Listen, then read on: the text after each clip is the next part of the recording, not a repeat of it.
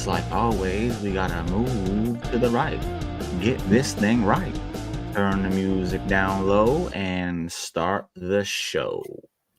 Ladies and gentlemen, welcome to the Friday Night Review, episode 4. Friday Nitro Review, episode 4. I'll get this one week, I swear. Nitro. I will get this one week. Welcome to the Friday Nitro Review, episode 4. We are reviewing this week, September 25th, 1995. God, we are old. Welcome, everybody. Thank you for joining us. And I really hope you're enjoying the show so far. It's been really nice to see there's been a bit of growth on the channel, considering we're new and we've just started this. So appreciate everyone that tunes in. Thank you so much. And let's get on with the show. All right, Jim. Of course, I'm joined by my cohort, my co-conspirator, and my co-host. I'm joined by the king himself, Jimmy Bebe. Jimmy, how are you enjoying wrestling? It has been fantastic. I really enjoyed Saturday Night Main Event. I didn't get to watch much of Raw, but Dynamite. I actually enjoyed quite a bit of Dynamite this week. Will Ospreay and Darby Allin. If you haven't seen it, you need to go out of your way, even if you have to track across the Sahara Desert to watch it, because it was beautiful, and it is why I continue to say that Darby Allin is a top 5 wrestler in the world today. Yeah, because he just had a 5-star match with Mr. 5 Stars. And it wasn't your traditional Will Ospreay match. No, it was not. Darby brings something special and different out of everybody, and that's why he should be getting he should get more praise. He should. It's my word on it. He should. Right. Well, I've also been enjoying wrestling this week. I loved Saturday night's main event. I thought Raw was good. I haven't watched the Dynamite yet. I'm going to get to it after the show. But speaking of the show, let us get on with the show, Jim. So, first things first, did you enjoy Nitro this week? It was good.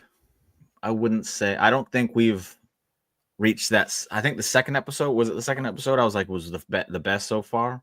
Yeah. I have to go back and look real quick. I think it was the second episode. No, it was not. The second episode was the worst. And I didn't put my grade from last week. I would say it's good. Last week was a C-. That's right. Okay. So I would say it was good. It was better than last week's, that's for sure. It was. It was. It's missing something. I don't know what it is, but it's missing something. But we'll figure it out sooner or later. There was a lot to like, though, this week. Yes, there was. We'll get to it. So the show opens with the usual commentary team of Steve Mongo McMichael, his stupid Chihuahua, Bobby the Brain Heenan, and Eric Bischoff. His Chihuahua had a saddle this week, too. Yeah. Don't get that. Really weird. What's he doing? Is like Brownie's riding it. Brownie's, by the way, that's a Willow reference. That's a deep cut for anyone who's a fan of Lucasfilm. Yeah, this was the usual opening. There was nothing special. They didn't really promote anything this week. They just promoted the show, which is fine. There was a bit of Halloween Havoc talk. I was going to say they did it twice, and they did Saturday Night Live. So, I mean, it was the regular promotion stuff, which I like. Yeah, right. They continue to say, hey, these are our shows. Watch them. So, and we got into our first match, which I know you were looking forward to, Jim, and I was looking forward to, because it was Das Wunderkind, Alex Wright, taking on Jimmy's apparent favorite WCW boy, Disco Inferno, in his Nitro debut. Now, spoilers, this continues the pattern of debuting wrestlers not winning on Nitro. Well, I'll speak. I'll go ahead and get it. This one, again, it falls. I think what they do with it is when they debut, the ones that have lost so far, they've done it in a way that I don't mind. I don't think I've been upset over one single one, because the Sabu one was different. Like, he won, but he didn't win.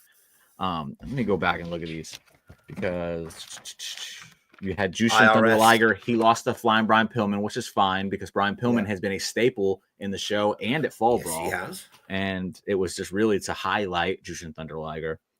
And then you had, who was last week's? The American Males. The American Male, yeah, that's right. He did, because he debuted, and he hasn't been seen since. Not a good sign. The American Males, they debuted on Nitro. Like, it wasn't their debut in WCW, but it was their debut in Nitro. But they won the tag titles. They won. That's a good point. And then this week, Disco Inferno loses, but he dominated the match. He just got caught. And because he was, checking his hair, and he was doing the dances on, and the commentary even said he's going to end up losing because he's more worried about his hair. And he did. So it made sense. I would like to point out that he had the phrase, Shake your booty on his booty. Shake your booty, yeah, shake your booty. Yeah. Because Disco just did back then. It was fantastic. That would change as time would go on. It would just change to Inferno or Disco Inferno as the time would go on. But I enjoyed this match for what it was. It was short. It was sweet. Alex Wright hit a beautiful, yet again, slightly ugly in the last one, but great springboard missile dropkick. I was going to say, this one was basically night and day different than the one we were praising the first time. Oh, the first one was picture perfect. This was a shotgun. Yeah, he had to fold himself up to get it, and it was like, he got it though. Yeah, and Disco dominated. Good. Disco dominated. Disco dominated most of this match, and then lost to the most devastating move in all of professional wrestling, the surprise roll up. First surprise roll up victory we have seen on Nitro since it started. So probably going to be a trend. It's not that bad. If that's the first time we've seen it, and again, Disco dominated, him losing doesn't hurt him. And commentary doing their job, saying this is probably how he's gonna, and they foreshadowed it for you and everything. It was great. It was handled wonderfully. It was a great way to start the show. And I'm a Disco Inferno and Alex Wright mark for WCW, so it is what it is. Not so much a fan of Disco and his little nonsense he talks these days. No. You're not a fan of Glenn Gilberti. There you go. Thank you. You're a fan of Disco Inferno. Kind of like I'm not a fan of Terry Bollea, but I love Hollywood Hulk Hogan. Same sense there. Because Disco Inferno was absolute fun back in the day. And if you didn't get to watch it, I get why you just don't know how it was. Also, he was using the stunner before Steve Austin. I mean, he still stole it from Mikey Whipwreck, but Chartbuster. Right, but that was a good match. Moved on. The next was Hulk Hogan in a neck brace. Cutting your standard Hulk Hogan affair on a promo on the Giant. This was Hulk Hogan doing Hulk Hogan. That's the only way I can describe this, to not knock on it. And he challenged, which we all remember if we're old enough, he challenged the Giant to a monster truck sumo match on the roof of the arena where Halloween Havoc will take place. And should the Giant be able to defeat Hulk Hogan in said monster truck sumo match, Hulk Hogan will then put the title on the line to wrestle the Giant at Halloween Havoc in the main event for the WCW World Heavyweight Championship. Machine versus machine. Machine versus machine, brother. Spoilers. I believe this is when the Giant gets thrown off the roof. I'll let you know because I'm going to watch it before we do the Nitro before it. So am I. But if I'm correct, this is the pay-per-view where Hulk Hogan throws the Giant off the roof of a building, and yet then the Giant shows up for his match in full gear. Not a scratch. Well, he's a Giant, so the fall wasn't that significant to him. That's a good point. Well, it was the fourth fall. So I wrote on the notes, just to keep track of what's going on, I wrote Hogan interview in neck brace to challenge the Giant. And then I scratched it because it wasn't an interview, it was a promo. But I put BS promo for backstage promo. And then by the time the promo was over, the BS could literally stand for bullshit as well, because I don't like Hulk Hogan and his nonsensical promo BS. It's all stupid. I believe my writing is terrible, but I believe I put the words garbage. Yeah, it's hot garbage. It's basic Hulk Hogan nonsense. Yeah, which is just at this point in wrestling, garbage. It's not 1982 anymore. It's not 1986 anymore. Hello, Mr. Doodle. Thank you for joining. Pretty dog. Great dog. Standard Hulk Hogan affair. Nothing to write home about. Wasn't great. I said, brother, this isn't going to work for me. Get it off the TV. Let's move on to the next part of the show. Let's move on to the next part of the show. And the next part of the show is a very quick Slim Jim advert with Macho Man Randy Savage, which I have to point out is one of the smartest things Randy Savage ever did.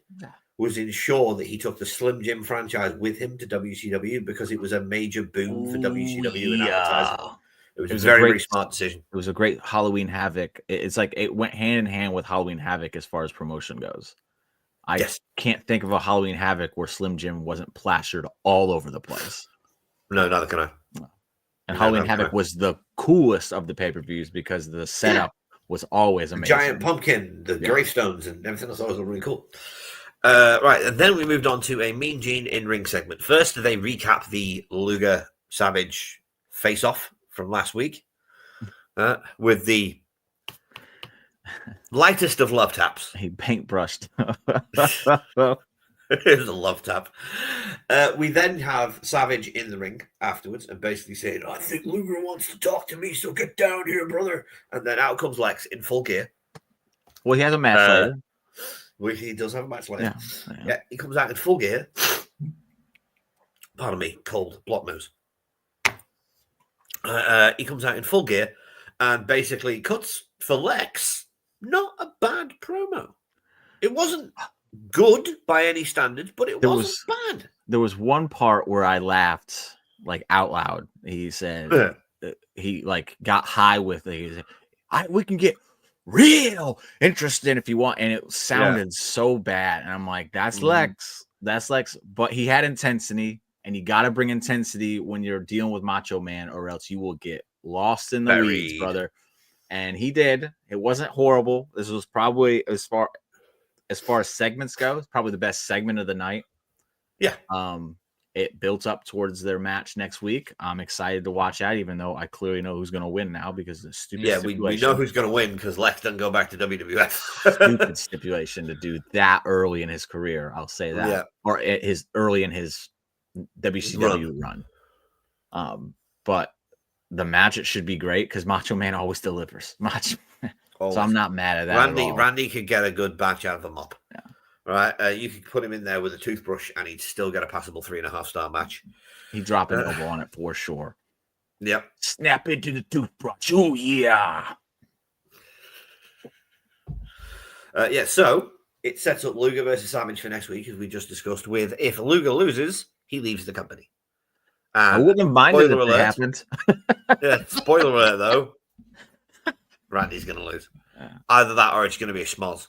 Well, yeah, what if it's DQ? Like, I'm like, I guess there's the ways around it because we'll get to that more in a little bit. Oh, we will. We certainly will.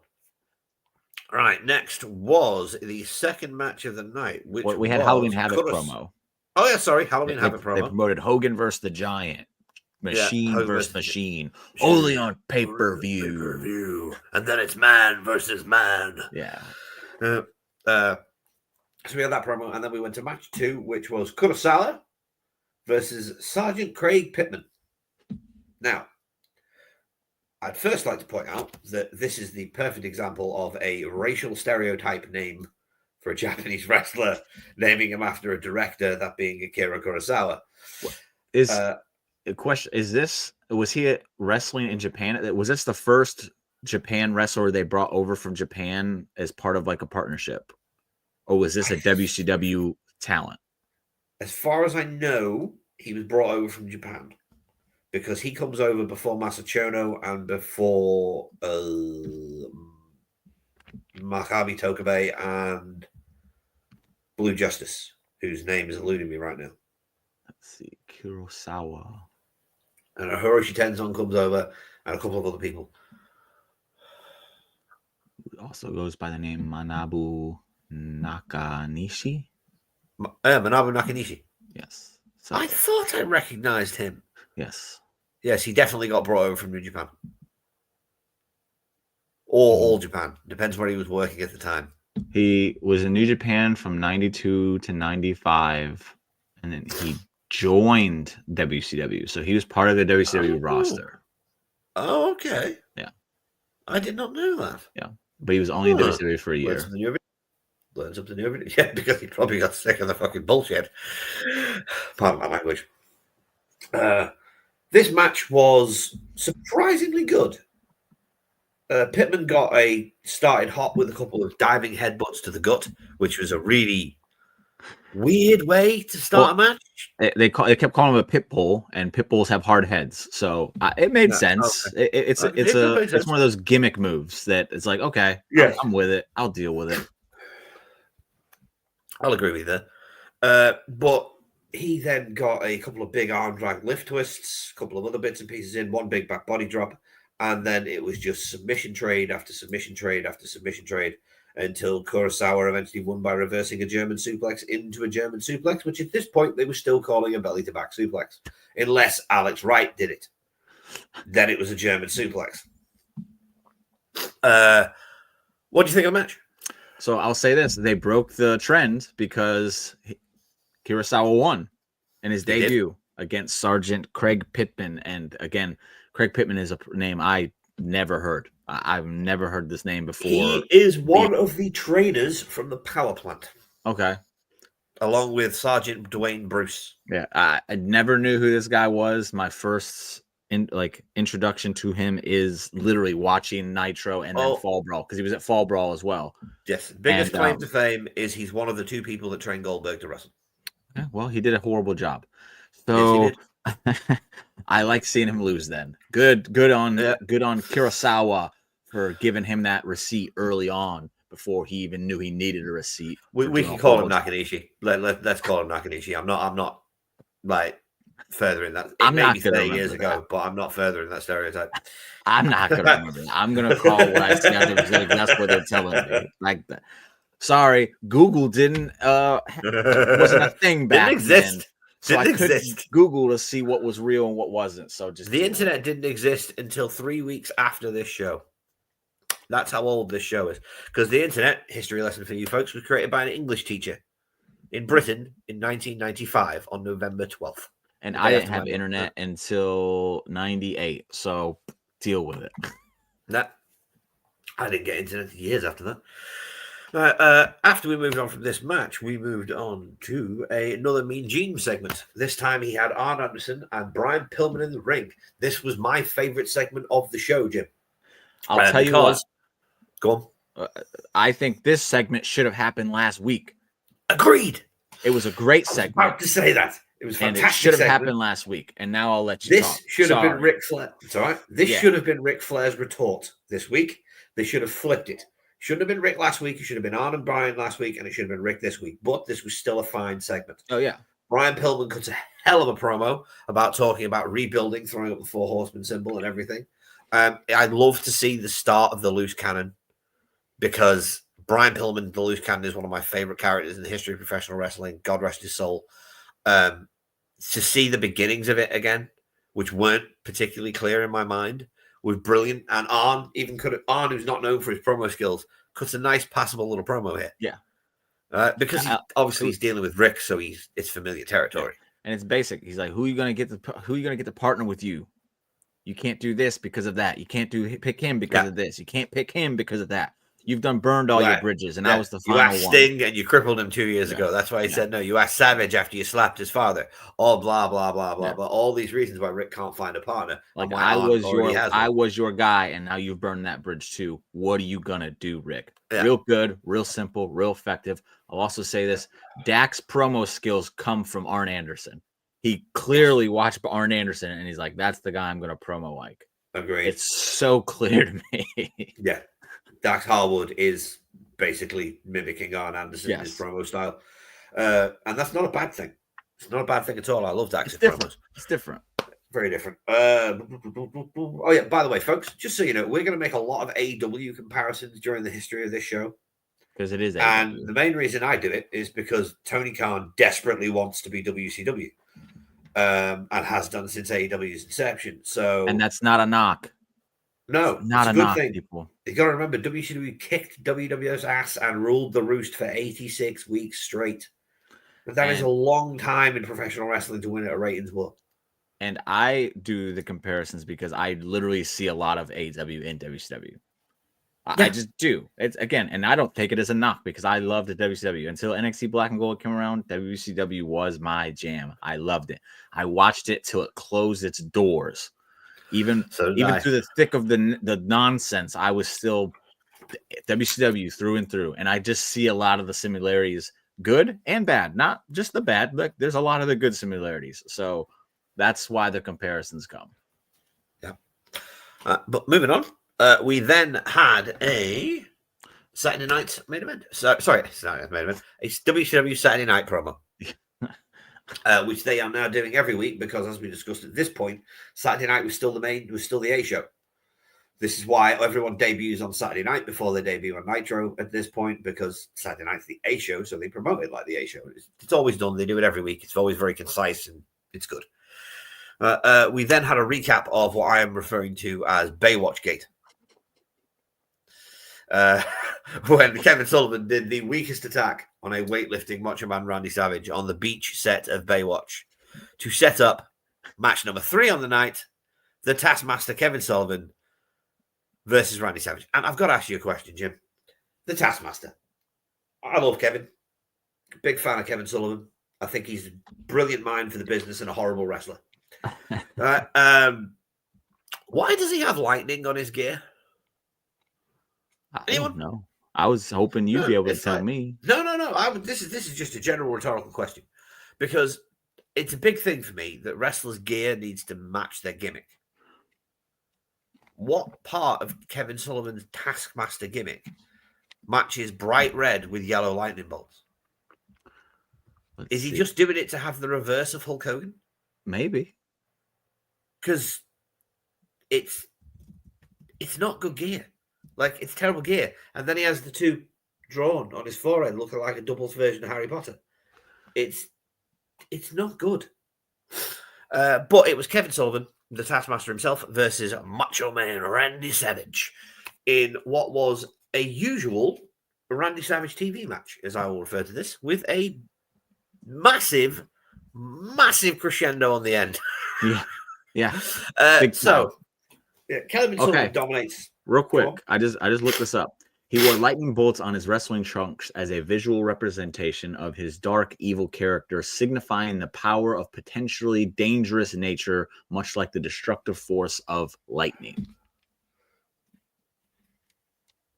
That's just bullshit. I buy it. I buy it, but that sounds like a wrestler was asked that question at a con. Lightning is often associated. Lightning is often associated with sudden, powerful strikes, which mirrored Sullivan's in-ring persona as a menacing heel. Okay. All right, I'll give you that. Yeah. Someone gave me an explanation for the first time, so I can't complain. The lightning bolts help solidify his Dark Lord gimmick, contributing to his overall character development. There's things I'm looking at that I'm like, oh, I buy that. That makes sense to me. Makes sense, I suppose, especially in the 90s. But this match started with Kevin basically dominating the match. He dominated Randy for most of this match. The Zodiac, weird Bob Beefcake, Ed Leslie, whatever you want to call him, is his 14th gimmick. Immediately attacks Randy, pretty much seconds after the bell starts. I have no idea how the referee didn't spot it, but he didn't, because the match continued. Kevin Sullivan constantly boots Randy in the head throughout the match, throws him to the outside. Then Randy Savage has enough. Starts his comeback. The referee, for some reason, gets in Randy's face when he pulls the Zodiac in the ring. He pulls Zodiac in and starts just beating him up. And the ref's like, hey, you got to stop this. This is the match. So then Randy grabs the referee and goes, get out of here, brother, and just throws the ref on the floor, to which we immediately knew, well, this is going to be a DQ. And then Randy proceeds to beat the piss out of both of them. Yeah. And surprise, surprise, it was a DQ. Yeah. Randy then did a Roman Reigns, smashed and stacked, went for a top rope flying elbow drop, and Kevin Sullivan went, no, screw you, Randy. I am not taking that move. You're not going to get me, Randy. No, I'm going to let Zodiac take the hit instead. Then this happens. Then the cluster begins. Yeah. Yeah, it does. Because the Giant comes down to the ring. Jim, I will bet you 5 English pounds without using the internet, you cannot tell me who the gentlemen in red shorts were as a tag team who got flattened by the Giant. I wish I would have took notes, because they named the second person. They did not name the first one. They didn't name the first one that I remember. They, my friend, were the brothers of Road Dogg Jesse James. Okay, it's Armstrong brothers. Okay. Jim, give me 2 seconds. Someone's knocking at my door. All right, I got this. Pain in the ass. I got this. So Giant comes down, and saves Kevin Sullivan, choke slams Randy Savage, and then he's about to do some more damage to the Macho Man. And then you hear the commentary saying, "Here comes the locker room." And then you hear the crowd kind of getting crazy. Don't know why, because the first guy that comes out has a mustache. Don't know who he is. They don't even tell us who he is. And he immediately gets choke slammed by the Giant as well. And then the second jobber comes out and he gets a choke slam as well. And what I really liked about this is that one of the things in today's wrestling, and it's across the board, it's not just one, across the board. When someone comes out to make a save, they play the freaking music, almost like a save, like, "Hey, person that I'm coming to come get, be ready because you know who's coming and you know I'm coming right now." I like the fact they did not use any music. They just had guys running down. And then Das Wonder Kid come out. And I didn't mention this earlier, but I am going to mention it now. It is extremely weird to me to see Alex Wright coming down the aisle, giving fans high fives and playing a babyface. And not dancing. The dancing thing, I'm like, okay, it's something that came on later, but he is such a natural heel that it is weird beyond all comprehension to me that he's a babyface. But he comes down to make the save. He jumps off the top rope. Giant catches him, slams him, and then out comes Luger. And this is where things got a little weird. So, because Kevin Sullivan's happy, and the whole time Bobby's been like pushing like Luger's with him, and Lex has been like, no, and Macho Man's like, "I don't trust you, brother," and Sting's like, "You gotta trust him," and Hulk Hogan for whatever reason's like, yeah, we'll trust him. So Luger comes out, Giant stands back. Kevin Sullivan's all just giddy as could be, and Luger stands over him, and it looks like he's about to start choking him. And then the Giant freaking snaps. Says, "No, it's my job." Grabs Luger. Luger like feels like he doesn't even know what's happening. It's like it's off script, and then he gets choke slammed. And then Kevin Sullivan is mad at the Giant. Yeah, mad at the Giant for technically defending himself. What? It makes What's up, very. Shug? Thank you for joining, man. Much appreciated. Hey, It's crazy. It is a weird and wonderful segment. And if you haven't seen this episode of Nitro, I strongly recommend you go and watch it, because this, to me, is a visual representation of what Nitro will become. Yeah. Chaos. It was absolute chaos. There was too much about it. I love was chaos. Just weird to me, though, because I usually love the chaos. Oh, yeah. This one was just weird. Just the body language between Luger and Giant, I think, is what got me. Because it was like, what? Did they not go over this in the back? Like, what's going on here? Luger said, "Ugh," and then it made no sense. But this would immediately move on to. And then Macho Man got another choke slam afterwards as well. Oh yeah, he did. Yeah. Randy got another choke slam. And this would immediately move on to Lex Luger's match against Ming. Now, Tonkin Death Grip. Now, I'm very happy at the result of this match. Yes.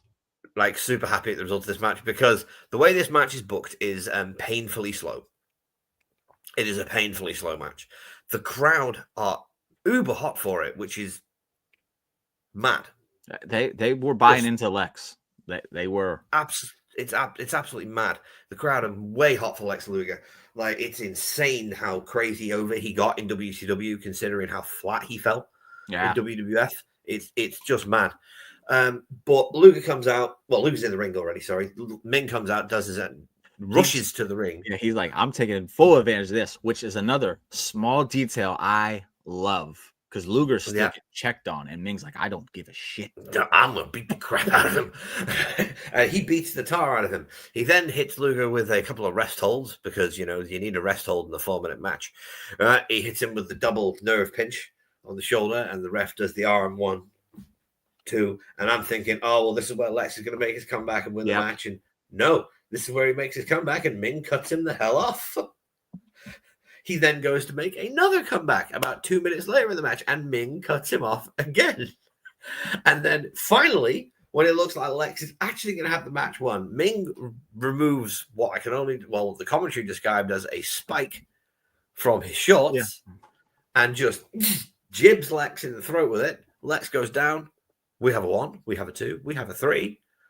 Lex and you have a Luger. very, very happy Jimmy Bebe. And Lex Ming is Luger another has one of those lost guys. his debut match on Nitro. Yes, and Ming was another one of those guys I loved because it was just he was so different from everyone else on the roster. I loved his no selling. His no selling was fine to me. That's amazing. Because it was well, you got to only realize he has no-selling. the hardest skull in Yeah. the history of the universe, and he had the big fro for most of it. Yeah. So it was like, no, his hair is padding it. That was Yeah, how it's I like- made it make sense in my head back as a kid because I was really stupid. This was actually the Weren't we all? longest match of the night. Yes, it was. It was This was about 7 6 minutes. Oh, 7-minute minutes. match. Sorry, I thought it was 6.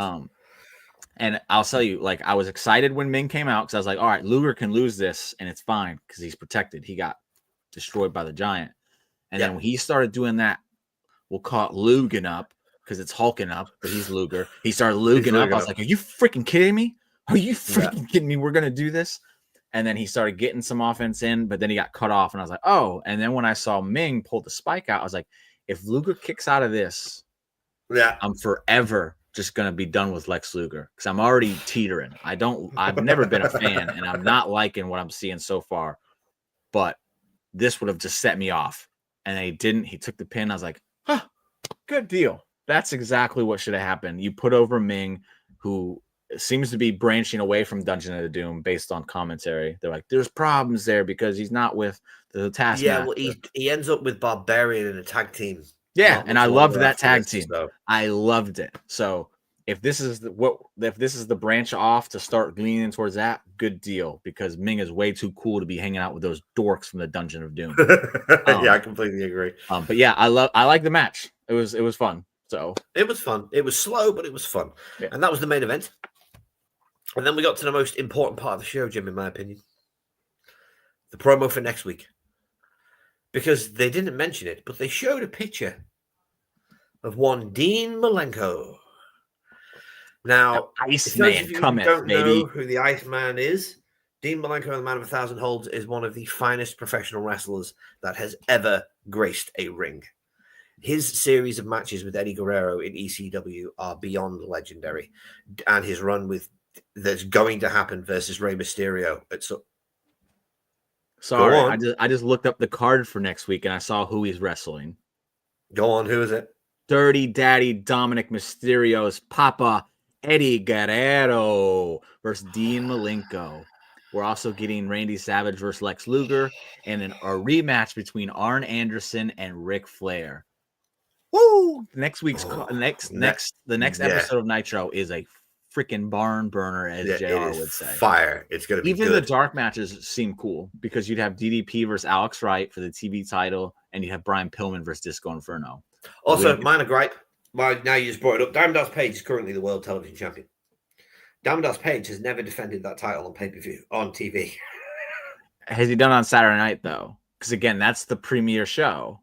I do not know. I'd have to do some digging. I couldn't check it right off the bat right now, but I could do some digging. I'll have to check that myself. I don't think he's defended it on TV at this point, though, because it's only been like 2 weeks since he won the belt. And WCW used to like doing dark matches with new champions before they put them on TV so they could get their reps in with the belt to make sure that they could do whatever they did. But there's a good chance he's already debuted on Saturday. But that, ladies and gents, was WCW Monday Nitro from September 25th, 1995. I hope you enjoyed the show. We certainly did. We do every week. What's this? Come on, give me one more second. No worries. In the meantime, next week's card is going to be awesome.